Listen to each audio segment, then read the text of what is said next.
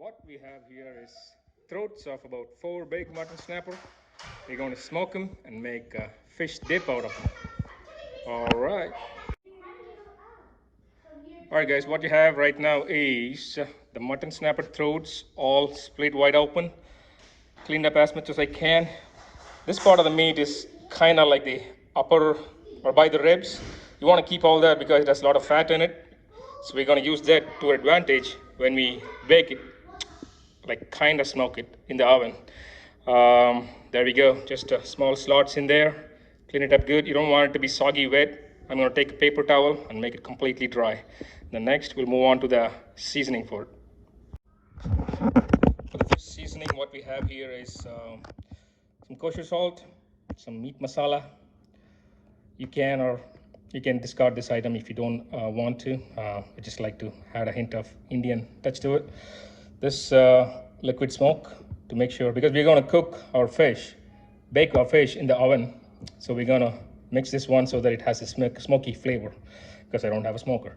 We have this pink Himalayan salt, Old Bay, paprika. Just mix all of it together in some olive oil and water mix and make it to a paste and apply it to the throats. Let's get to it.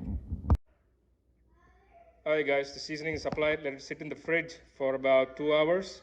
Preheat the oven to 300 degree Fahrenheit. Into the oven it goes.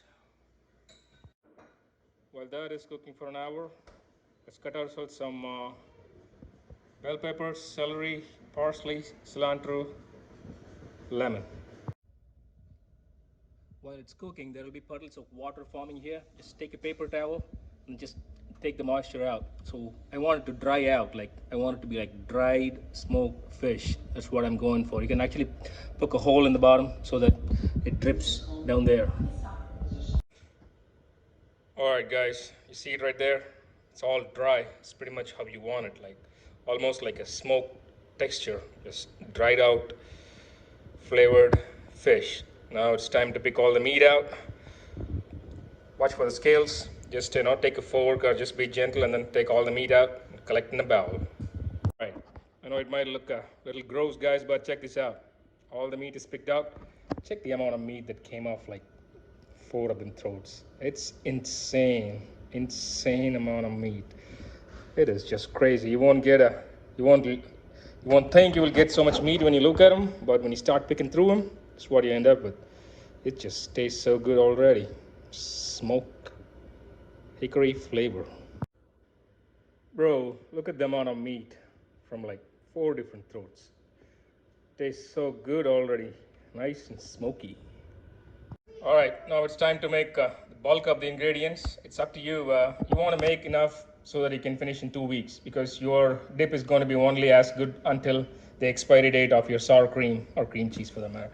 So let's mix a little bit all together and then head on. So it's really upon your personal preference. I like cream cheese more than sour cream, so I just put a little less sour cream and more cream cheese and a little less mayonnaise. Just add the veggies we cut up earlier into this one and beat it all up. There you go, getting beat up now. Add more veggies to your taste, and finally let's add the fish.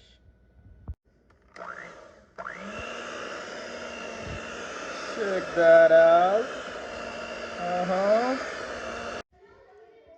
Alright, I used half of the fish for the dip. Check that out, moment of truth. Ooh.